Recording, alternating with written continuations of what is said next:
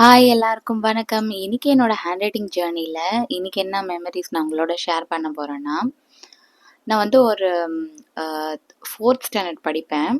நான் 4த் ஸ்டாண்டர்ட் படிக்கும்போது எனக்கு வந்து ரொம்ப கிரேஸா இருக்கும் ஒரு விஷயத்து மேல. அது எந்த விஷயம்னு பார்த்தீங்கன்னா, ஸோ இயர்லி வந்து எல்லாருக்கும் வந்து புக்ஸ் தருவாங்கல்ல. அ ட அ இப்ப தான் வந்து first term, second term, third டெர்ம்னு சொல்றாங்க. ஸோ 90ஸ் படிக்கும்போது 90ஸ் கிட்ஸ் எல்லாம் வந்து ஒரே புக்கு தான். அந்த புக்கே நம்ம ஆனுவல் எக்ஸாம் வரைக்கும் வச்சிருப்போம்ல. அந்த மாரி வருஷம் வருஷம் புக்ஸ் குடுப்பாங்க. அப்போ வந்துட்டு 4த் ஸ்டாண்டர்ட் படிக்கும்போது புக்ஸ் குடுத்துட்டு என்னோட கிளாஸ் புக்ஸ் எல்லாமே மீந்து போன புக்ஸ் எல்லாமே எங்களோட ஸ்லாப் மேல தான் வச்சிருப்பாங்க. ஸோ வந்து நாங்க பெஞ்ச் மேல ஏறினாலே அந்த ஸ்லாப் எங்களுக்கு கண்ணுக்கே தெரியும். ஸோ அந்த அளவுக்கு கொஞ்சம் கிட்ட தான் இருக்கும். அப்போ நான் என்ன பண்ணுவேன்னா, அந்த பெஞ்ச் மேல ஏறி நான் ஸ்கூலுக்கு சீக்கிரமா போயிடுவேன். ஸ்கூலுக்கு சீக்கிரமா போன பின்ன நான் அந்த பெஞ்ச் மேல ஏறி பார்ப்பேன். என்னென்ன புக்ஸ் எல்லாம் இருக்கு அப்படின்னு சொல்லிட்டு பார்க்கும்போது, எனக்கு வந்து அந்த ஹேண்ட் ரைட்டிங் புக்க பார்த்தாலே ஒரே டெம்ப்டிங்கா இருக்கும். அப்படியே ஒரு ஒரு கிரேஸா இருக்கும். ஒரு அப்சஸ்டா இருக்கும். நான் என்ன பண்ணுவேன்னா, அந்த ஹேண்ட் ரைட்டிங் புக் எடுப்பேன். அந்த ஹேண்ட் ரைட்டிங் புக் எடுத்து பார்த்தோன்னா, இந்த வருஷத்து ஹேண்ட் ரைட்டிங் புக்கா இருக்காது. 4த் ஸ்டாண்டர்ட் ஹேண்ட் ரைட்டிங் புக்கா இருக்காது. அது பார்த்தீங்கன்னா, 3rd ஸ்டாண்டர்ட் ஹேண்ட் ரைட்டிங் புக்கா இருக்கும். இல்லன்னா 5த் ஸ்டாண்டர்ட் ஹேண்ட் ரைட்டிங் புக்கா இருக்கும். அந்த மாதிரி வந்து எங்க கிளாஸ் ஹேண்ட் ரைட்டிங் புக் இல்லாம, வேற ஒரு கிளாஸோட ஹேண்ட் ரைட்டிங் புக்லாம் இருக்கும். ஸோ 4த் ஸ்டாண்டர்ட் ஹேண்ட் ரைட்டிங் புக்கும் இருக்கும் அதுல. இருந்தாலும் வந்து எனக்கு வந்து இந்த 3rd ஸ்டாண்டர்ட் ஹேண்ட் ரைட்டிங் புக்கும், 5த் ஸ்டாண்டர்ட் ஹேண்ட் ரைட்டிங் புக்கும் இதுலேருந்து ஒண்ணு, அதுலேருந்து ஒண்ணு எடுத்து என் பேக்ல வச்சுக்கிட்டேன் ஒரு வாட்டி. எடுத்து வச்சுட்டு நான் என்ன பண்ணிட்டேன், பேக்ல வச்சுட்டு பயந்துட்டே இருந்தேன். நம்ம தப்பு செய்றோம், பெரிய தப்பு செய்றோம், நம்ம திருடிட்டோம்னு அந்த குற்ற உணர்ச்சி எனக்குள்ள இருந்துட்டே இருந்தது. அதுக்கப்புறம் இருந்தாலும் எனக்கு வந்து அந்த நான் எழுதணுன்ற கிரேஸ்ல என்ன பண்ணிட்டேன், வீட்டுக்கு எடுத்துட்டு வந்துட்டேன். வீட்டுக்கு எடுத்துட்டு வந்த உடனே நான் என்ன பண்ணேன், பென்சில நல்லா ஷார்ப் பண்ணிட்டு, நல்லா ஒரு லாங் சைஸ் பென்சில் எடுத்துட்டு, நல்லா பென்சில ஷார்ப் பண்ணிட்டு, அப்படியே அந்த 3rd ஸ்டாண்டர்ட் புக் ஹேண்ட் ரைட்டிங்க ஃபர்ஸ்ட் ஃபினிஷ் பண்றேன். அதுல வந்து குட்டி குட்டி வேர்ட்ஸ் தான் இருந்தது. ஸோ ப்ளூமு அந்த மாதிரி வந்து சம்திங் கொஞ்சம் டிஃப்ரெண்ட்டான வேர்ட்ஸ் தான் இருந்தது.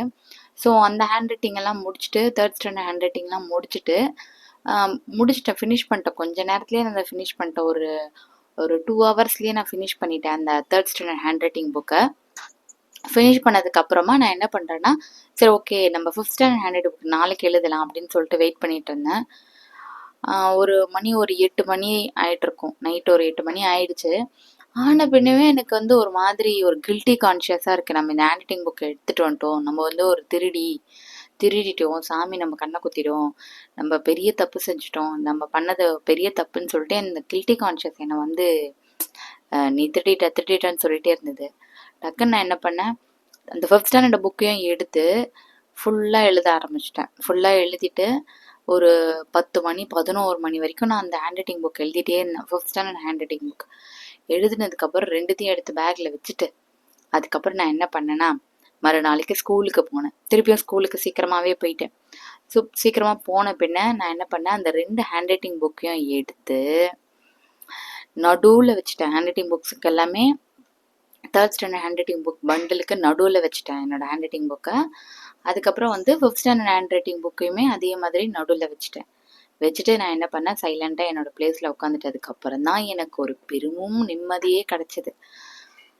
ஸோ இந்த சீக்ரெட் வந்து நம்மளே மனசுக்குள்ளேயே வச்சுட்டு இருக்க முடியாதுல்ல. அதனால நான் என்ன பண்ணேன்னா, காலேஜ் படிக்கும்போது தான் சின்ன வயசுல நம்ம என்னெல்லாம் பண்ணுவோம்னு சொல்லிட்டு யோசிப்போம்ல ஒரு ஸ்டேஜ்ல. அந்த டைம்ல நான் என்ன பண்ணேன்னா, உட்காந்து யோசிச்சுட்டு இருக்கும்போது என் ஃப்ரெண்டு கிட்ட சொன்னேன். இந்த மாதிரி நான் சின்ன வயசுல வந்து இந்த மாதிரி ஹேண்ட் ரைட்டிங் பண்ணேன், இந்த மாதிரி புக்ஸ் எடுத்து இந்த மாதிரி பண்ணேன் அப்படின்னு சொன்னதுக்கு அவ சொன்னா, அடி பாவி, எங்களாம் சின்ன வயசுல அந்த ஹேண்ட் ரைட்டிங் புக்லாம் எழுதுறதுக்கே எங்களுக்கு வந்து ஒரு டார்ச்சரா இருக்கும். நீ என்னடான்னா யாருக்கோ 3rd ஸ்டாண்டர்ட் பொண்ணுக்கும் சாரி 3rd ஸ்டாண்டர்ட் ஒருத்தவங்களுக்கும் 5th ஸ்டாண்டர்ட் ஒருத்தவங்களுக்கும் ஈஸியா எழுதி வச்சிருக்க. யாருக்கு அந்த நோட் கிடைக்குதோ அவங்க வந்து லக்கு, அவங்களுக்கு ஏற்கனவே எழுதியிருக்கு. எங்களுக்கெல்லாம் பயங்கர டார்ச்சரா இருக்கும் அந்த ஹேண்ட் ரைட்டிங் புக்கை எழுத சொன்னா. நீ என்னடானா எழுதி வச்சிருக்க அப்படின்னு சொல்லிட்டு என் ஃப்ரெண்ட்ஸ் எல்லாம் கிண்டல் பண்ணுவாங்க. ஸோ அந்த மாதிரி வந்து எனக்கு சின்ன வயசுலேருந்து இந்த ஹேண்ட் ரைட்டிங் பார்த்தோன்னா ஒரு எழுதணும் அப்படின்னு சொல்லிட்டு எனக்கு மைண்ட் இருக்கும். ஸோ இதே மாதிரி தான் சொல்லுவாங்க. என்னன்னா பை பார்னாவே வந்து சம் டேலண்ட்ஸ் வந்து சாமி கொடுத்துருப்பாரு அப்படின்னு சொல்லிட்டு. என்னை பொறுத்த வரைக்கும் டேலண்ட்ஸை விட சாமி வந்து சம்திங் நம்மளுக்கு வந்து ஒரு நம்மளுக்கு ஏதாவது ஒன்று கொடுத்துருப்பாரு, நீ இதை வச்சு பொழைச்சிக்கோ அப்படின்னு சொல்லிட்டு ஏதோ ஒன்று கொடுத்துருப்பாரு. அந்த கொடுத்துருக்கிறதும் நம்மளை வந்து தூங்க விடாது. ஸோ அப்துல் கலாம் சார் சொன்ன மாதிரி நம்ம ட்ரீம் வந்து தூங்காம கனவு காணுங்க அப்படின்னு சொல்லுவாங்கள்ல, அதோட மீனிங் என்னன்னா ட்ரீம் வரும்னு சொல்லுவாங்க. அதாவது அந்த ட்ரீம் வந்து நம்மளை தூங்க விடாது. ஸோ அந்த ஒர்க் வந்து நம்மளை தூங்க விடாது. ஸோ அதை நீ பண்ணுன்னு சொல்லிட்டு நம்மளை இன்சிஸ்ட் பண்ணிகிட்டே இருக்கும். அந்த மாதிரி பார்த்தீங்கன்னா எனக்கு அந்த ஹேண்ட் ரைட்டிங் எழுது அப்படின்னு சொல்லிட்டு இன்சிஸ்ட் பண்ணிகிட்டே இருக்கும் எப்போவுமே. ஸோ நான் ஒரு நாளைக்கு ஒரு ஒரு ஒரு 5 பேஜாவது எழுதிடுவேன். என்ன எழுதுறேனே தெரியாது, ஏதாவது ஒன்று எழுதிட்டே இருப்பேன். ஸோ அதே மாதிரி தான் நம்மளை எழுதுன்னு சொன்ன உடனே இப்போ எனக்கு அதுவே வந்து ஒரு ப்ரொஃபஷ்னல் ஆகிடுச்சு. ஸோ அதனால் வந்து சாமி நம்மளுக்கு ஏதாவது ஒன்று கொடுப்பாரு, அது ஏதாவது பண்ணுன்னு சொல்லுதுனாலே அதை நம்ம வந்து கண்டிப்பாக அதை ஃபாலோ பண்ணி அதை நம்ம நல்ல முறையில் நெறிப்படுத்தி நல்ல முறையில் கொண்டு போனோம்னா கண்டிப்பாக நம்மளுக்கு வந்து பெஸ்ட் ஃப்யூச்சர் இருக்குது. அதை நம்ம அப்டேட் பண்ணிகிட்டே இருக்கணும்.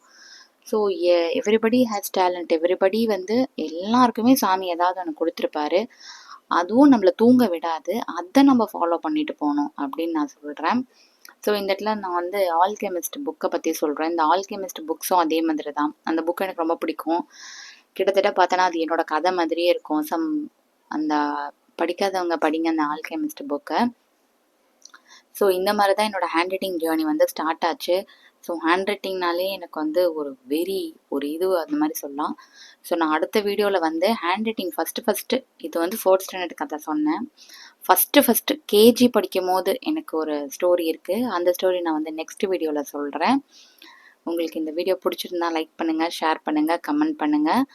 ஸோ எப்போவுமே இப்போ நான் எழுதியிருக்கிறதுல வந்து எப்போவுமே நீங்கள் எந்த ஒரு ஹேண்ட் ரைட்டிங் எழுதினாலும் எந்த ஒரு விஷயம் எழுதினாலும் கண்டிப்பாக நீங்கள் ஒரு பென்சிலில் எழுதிட்டதுக்கப்புறம் நீங்கள் வந்து ஸ்கெட்ச் பென்னோ எதுலேயுமே எழுதுங்க. ஸோ எப்போவுமே வந்து பேசிக் வந்து பென்சிலில் தான் இருக்கணும். ஸோ ஏதாவது சம்திங் மிஸ்டேக் பண்ணிங்கன்னா நம்ம வந்து ரப் பண்ணி அழிச்சிக்கலாம்.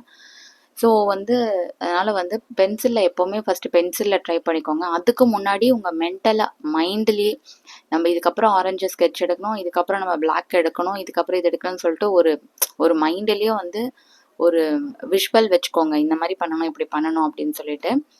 அதே மாதிரி எந்தெந்த பென்லாம் யூஸ் பண்ண போகிறீங்களோ எடுத்து வச்சுக்கோங்க. ஃபஸ்ட்டே எடுத்து வச்சுக்கோங்க. நம்ம எப்படி வந்து சமைக்கிறதுக்கு முன்னாடி எப்படி வெஜிடபிள்ஸ் எல்லாம் கட் பண்ணி வச்சுப்போமோ அதே மாதிரி ஒரு ஒரு ஒரு ஹேண்ட் ரைட்டிங் எழுதுறீங்க, ஒரு ட்ராயிங் பண்ணுறீங்கன்னா ஸ்கெட்ச் பண்ணி இதுக்கு தேவையான ஸ்கெட்ச் பண்ணி எடுத்து வரிசையாக வச்சுக்கோங்க. அதுக்கப்புறம் டக்குன்னு நம்ம எழுதுறதுக்கு வந்து ஈஸியாக இருக்கும். நம்ம வந்து தேட தேவையில்லை.